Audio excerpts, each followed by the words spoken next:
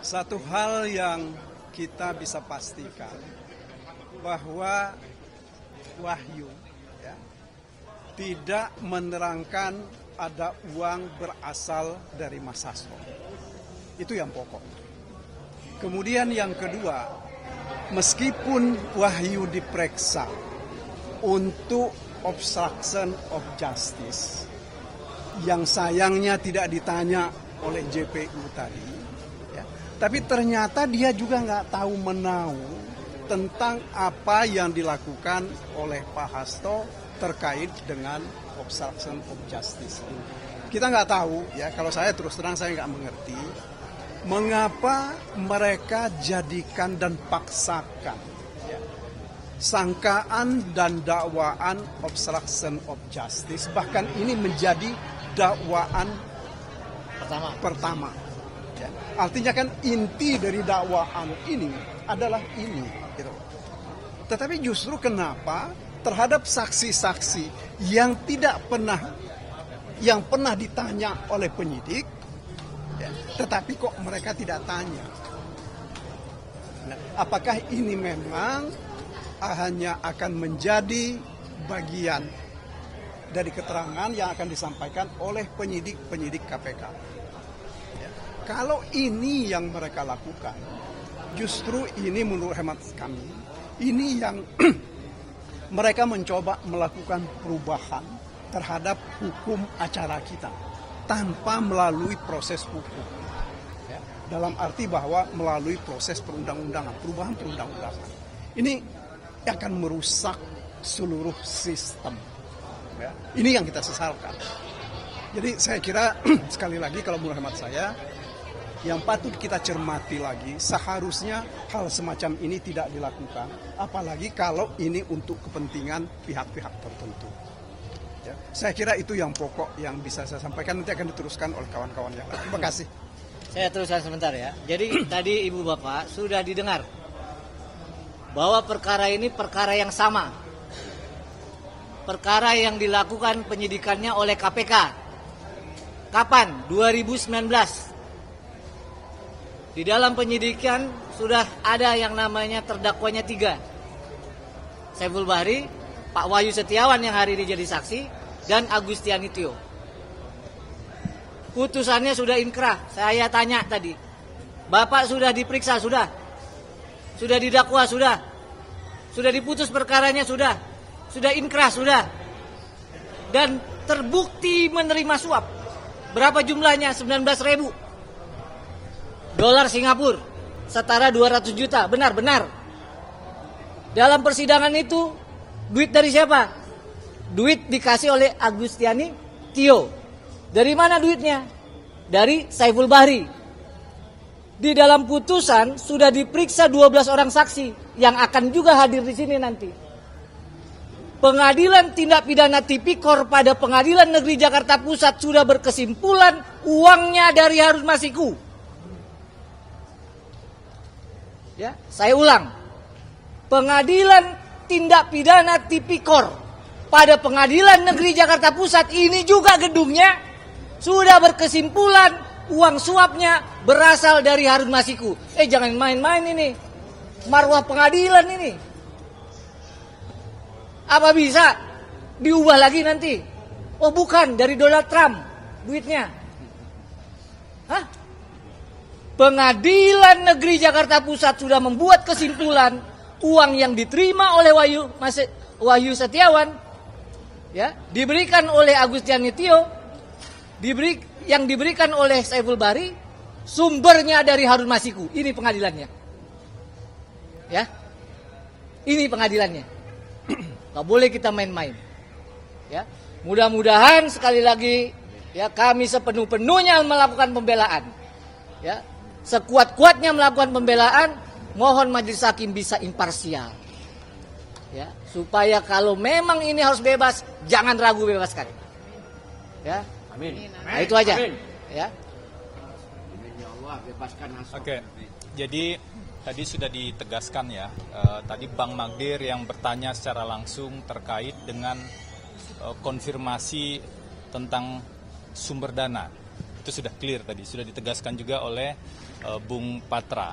Nah, saya ingin meramu apa yang sudah dikemukakan sebenarnya, yang sudah muncul di fakta persidangan dari tadi pagi sampai dengan sore ini. Yang pertama yang perlu kita pahami, 2 orang saksi yang dihadirkan hari ini adalah dari unsur KPU.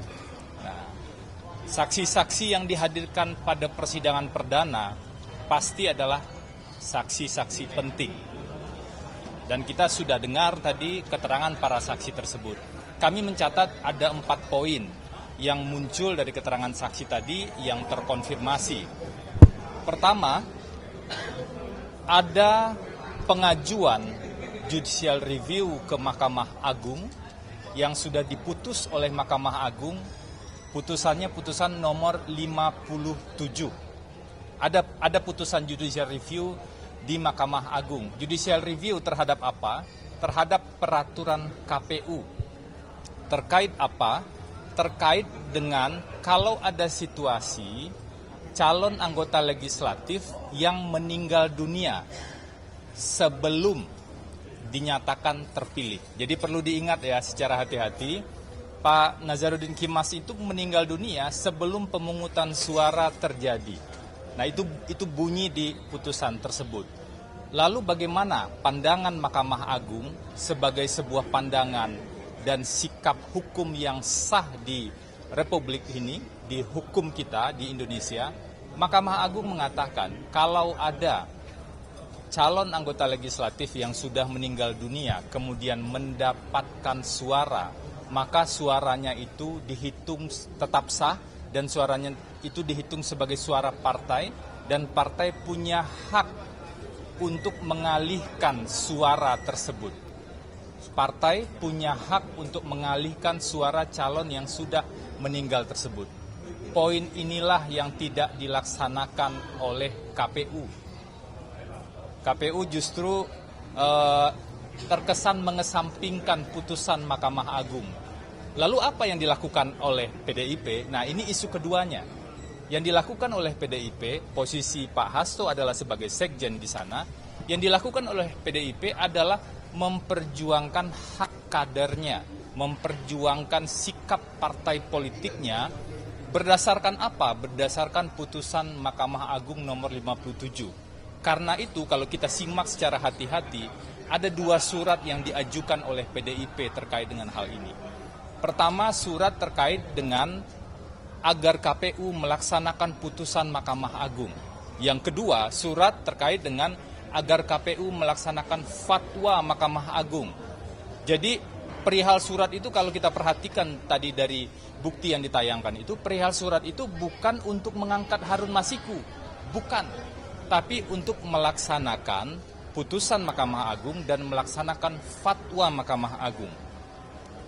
Pengajuan judicial review, poin pertama tadi, sampai diputus oleh Mahkamah Agung, adalah hak semua warga negara ataupun organisasi termasuk partai politik.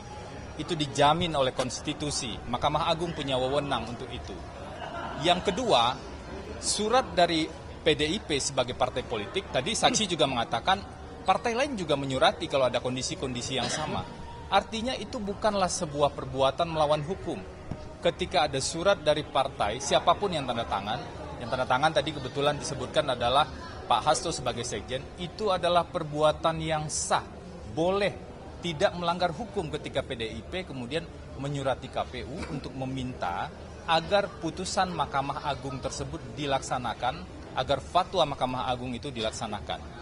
Itu poin kedua, tentang surat dari PDIP. Poin ketiga adalah terkait dengan dari mana sumber dana. Nah, ini sudah ditegaskan tadi oleh dari pertanyaan Bang Magdir bahwa sebenarnya Wahyu Setiawan sebagai pihak penerima, sebagai anggota KPU, dia tidak mengetahui dan tidak pernah disampaikan bahwa sumber dana tersebut adalah dari terdakwa. Itu clear sekali tadi.